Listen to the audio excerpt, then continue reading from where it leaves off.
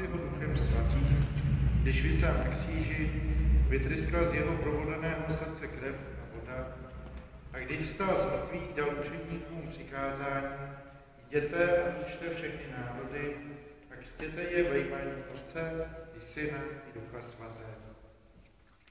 Shlédni tedy, Bože, na svou církev a otevří pramen vody tryskající do života věčného. Kéž tvůj svatý duch učiní tuto vodu znamením milosti tvého jednorozeného syna.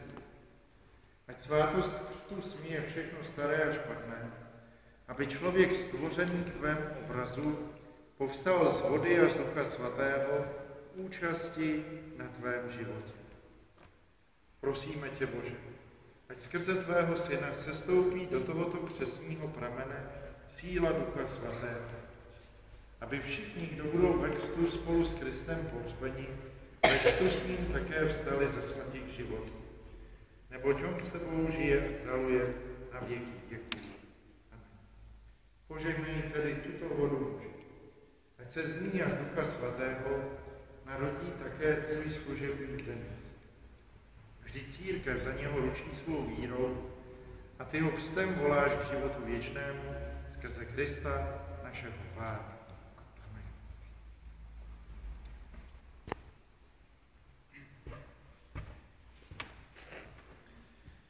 Milí rodiče, kmotrové a vy všichni zde přítomní, přinesli jste toto dítě ke křtu, aby se stalo dítětem Božím. Aby hřích neohrozil Boží život, který bude vašemu dítěti dán a který v něm poroste, musíte před ním vydat svědectví Kristu slovem i životem.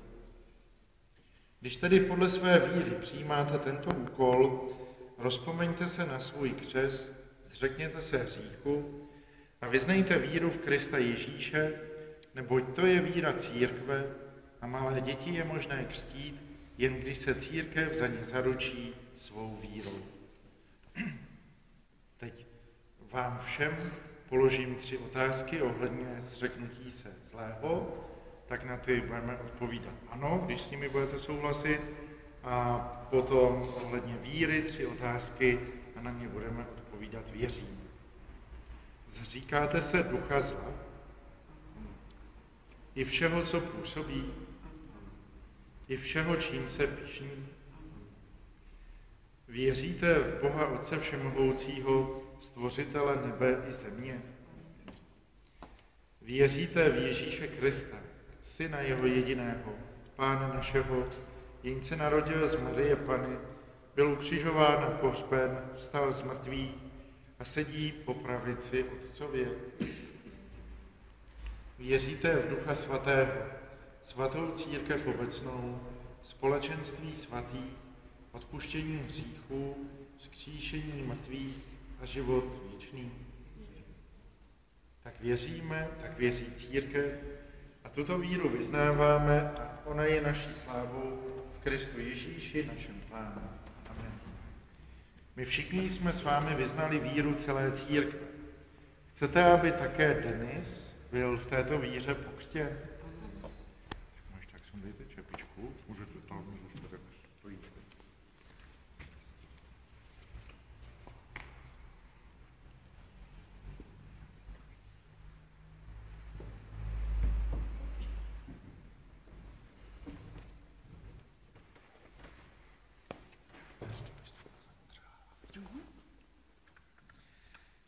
Denis, já tě křtím ve jménu Otce i Syna i Ducha Svatého. Teda to je hodné, to je zlatý dítě. To je zvyklý na vodu, víte. Tak a můžete mu dát čepičku.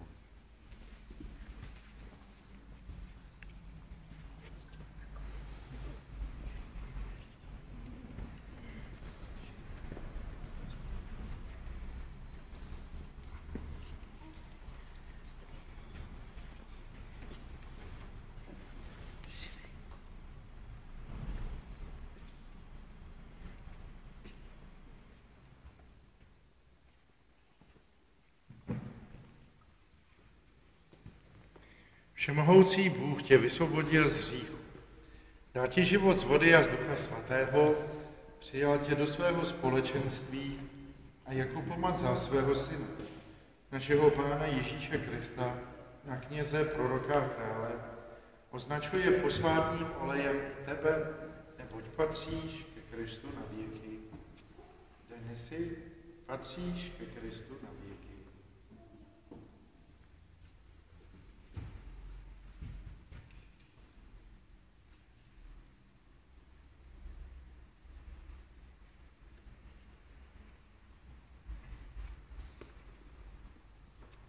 Denisi, Bůh tě oblékal v Kristu. Učinil z tebe nového člověka. Bílé roucho, ať je znamením této důstojnosti a rodiče a přátelé, ať tě povzbuzují svědectvím slova i života, abys tuto důstojnost uchoval neporušenou na věky. Teď bych poprosil třeba tatínka, kdyby nám zapálil křestní svíci tady od paškáru.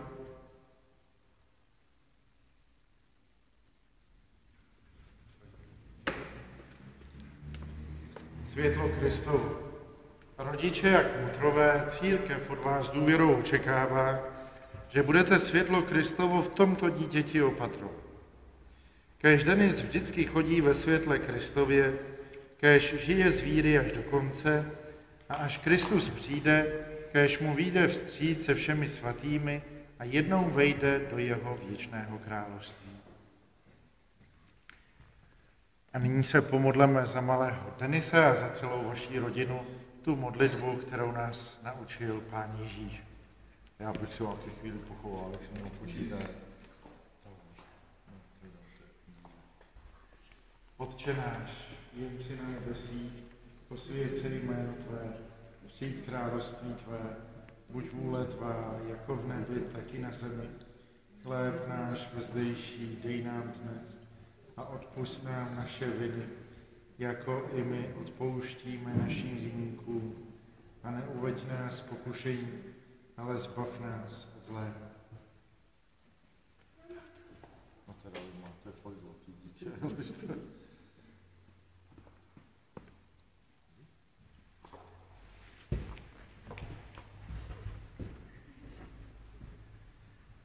A na závěr si vyprosíme Boží požehnání. Požehnání Pána Boha Všemohoucího, ať se stoupí na matku tohoto dítěte. Vždyť Bůh skrze Ježíše Krista, syna Panny Marie, naplňuje křesťanské matky radostnou nadějí, že jejich děti budou mít život věčný. Ať tato matka nikdy nezapomíná na radost dnešního dne, kdy děkuje za své dítě a ať spolu s ním vzdává Bohu díky celým svým životem v Kristu Ježíši, našem Pánu. Amen.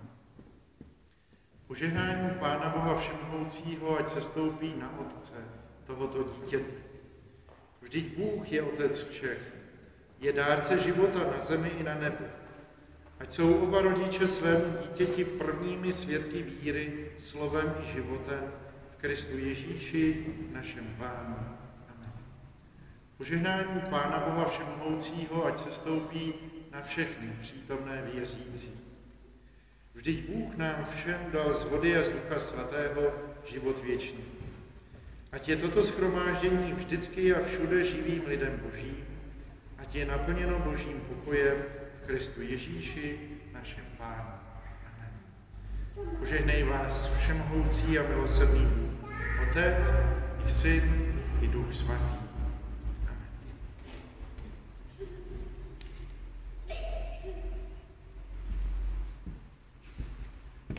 Tovi moc vám gratuluju. Denisovi a Pán žehná vám taky. Všechno dobrý vám přeju.